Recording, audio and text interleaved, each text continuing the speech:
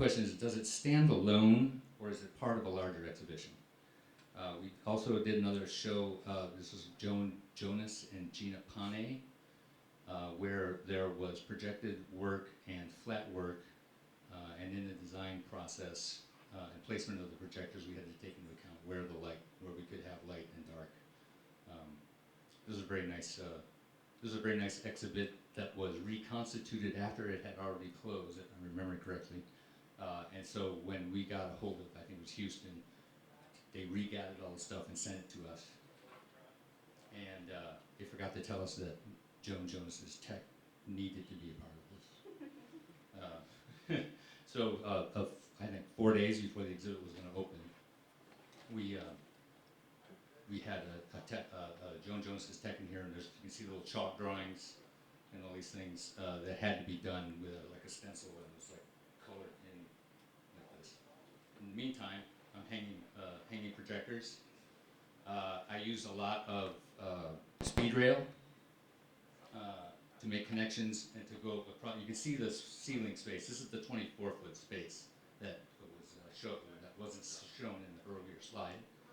And so this was always a constant battle to make something that's aesthetically not ugly or not horrible, and still get across the point of putting the videos where you want to put them. So part of the planning process involves taking pictures of Max standing in front of the video screen. Because is it going to fit? Is it going to fit in the proposed space? And what are the considerations for location and light blocking? The south galleries of the Henry have 3 giant skylights that run completely across them with louvers, but the louvers do not come close to blocking out enough light. So at one point in our process, we had custom-made booties for these giant skylights that are put out on the outside. I don't think they've been brought back since Ann Hampton, right? Yeah. Thank God. So this was a sort of a study for a piece by Anne Lislegard, where we were trying to achieve an idea of what the screen sizes were going to be. I think this was probably done with paint, the image. For those of you who are old enough to remember that,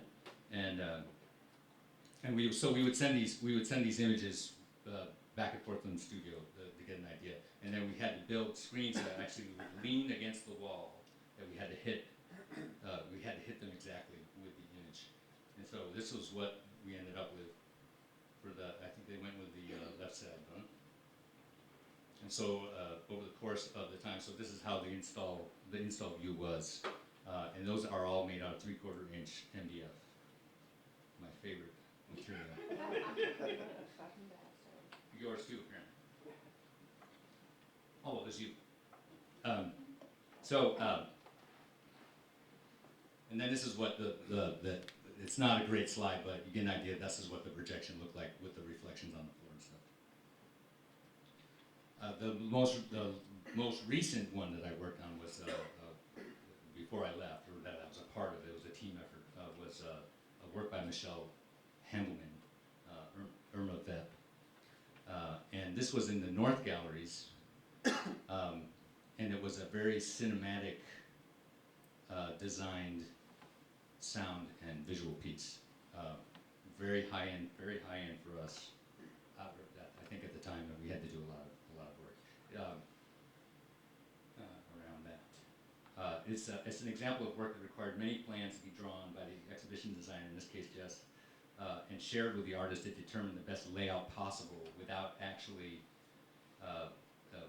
the artist being actually able to be standing in the space. This also made for interesting calculations to determine whether or not we could get far enough away from the screens to create the size images needed and not have projector interference. The solution ended up being using short throw lenses with fixed focal length and 2 zoom lenses for the larger images thrown from a lower angle in the middle of the zoom range. So when you're calculating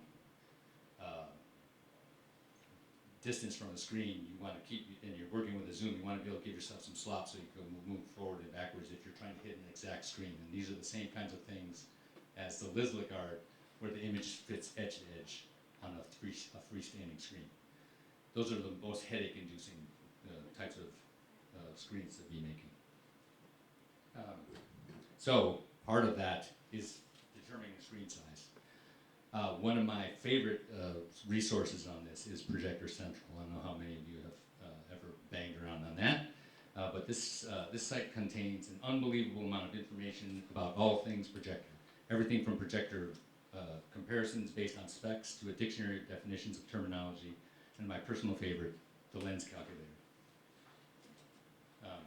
This is another example of hanging. This is for another Doug Aiken piece in the South Gallery. As you can see the skylights, and we had to actually steal Unistrut from a Gary Hill piece to get these things across there, and then make them adjustable so that when the screens finally came, we could get the projectors in exactly the right spot to produce this piece. This is not at our gallery, but you get an idea of where the projectors hang inside the space, and we had to sort of span this giant chasm in order to make it work. And the lights are out, so it wasn't terrible. This is the Projector Central thing, and this is great because if you're researching projectors, you can plug in on this site any brand, any price, any weight, any resolution, any contrast. So if you've got something like a show like a Michelle Handelman, which required some very sort of high-end projectors, you can go in and you can compare and contrast, do your research, and get a general idea of what you're looking at as far as a cost. And so then, even narrowing that down further, this site gives you the MSRP on most projectors that are out there, and then you can get it into search in earnest to find the best deal on your projectors. And I think we ended up doing pretty good on this particular one. We got some nice projectors because they will actually last longer than 6 months as a technology, and because I think you probably still have those InFocus X1 projectors in storage somewhere. That still startup, but they're very old. So the lens projector, or lens calculator, allows you to, someone wants a screen that's 109 inches tall, or 75.5 inches tall, something like that. You can sort of basically, just a simple slider action, inputting the type of projector that you're looking at. In this case, I used the Canon Realis X60, which was in our stock as well. It's a discontinued projector, which is another thing that the Projector Central lists, and you can still look at all the specs for any kind of projector. So if you've got some old thing in your shop, you can look it up, and you can sort of get the specs. You can find the manual, and you can do it, and you can at least work with it. And then it has this dictionary of terms that's, again, what's 1080p, what's 1080i, what's 4:3. I mean, you just go down the whole list of terminology.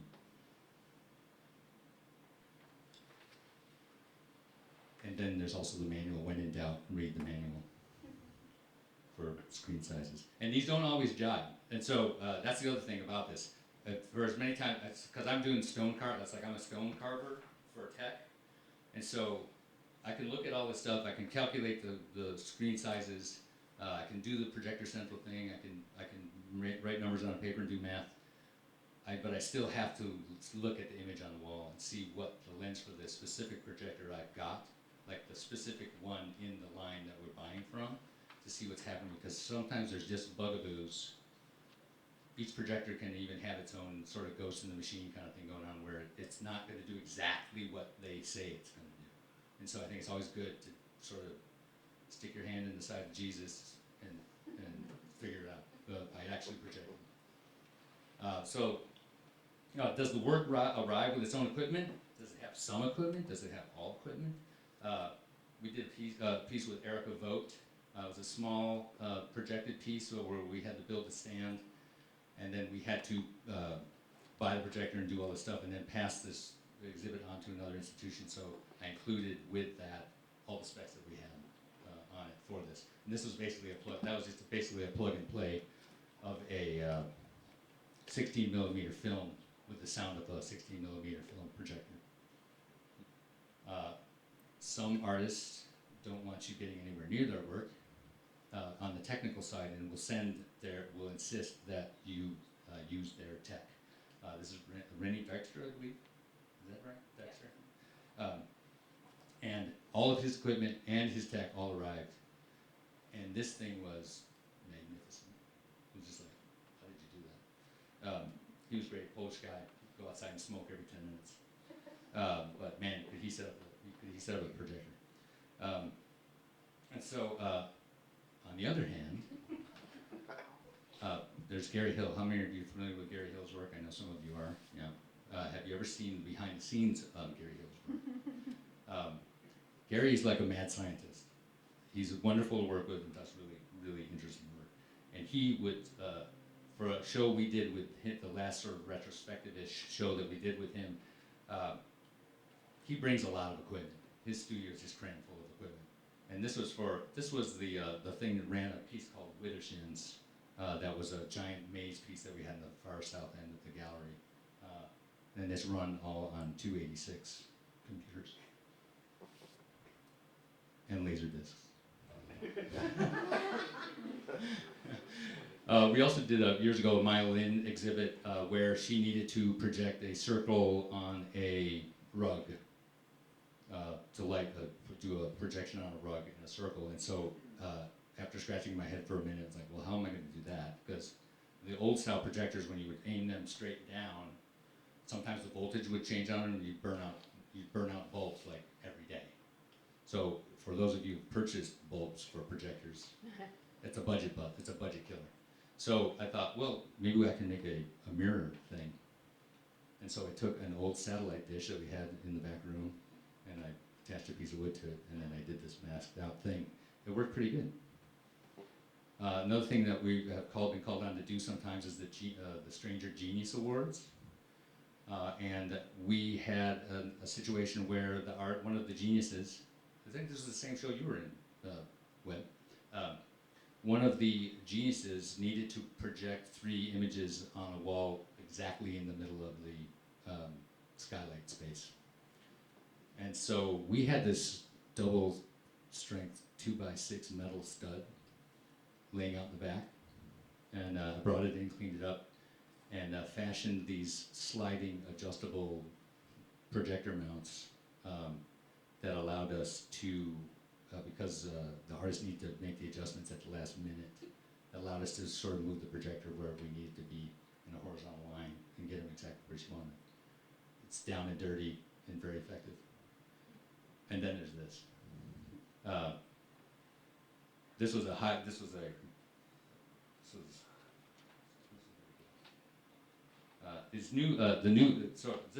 This kind of goes on the question of what type of equipment is used to display the work. Are there unusual specs or power needs? Does it include sound? What type of sound? The Irma Vep that used these new projectors with a higher end sound equipment and subwoofer. The room also needed sound dampening, some of which was achieved via carpeting, but also with consultation and installation suggestions from the UW DX Arts sound technician. So using your resources on campus, it's pretty luxurious. You can go call up a department and say, hey, you got a guy that does acoustics. DX Arts is a great program.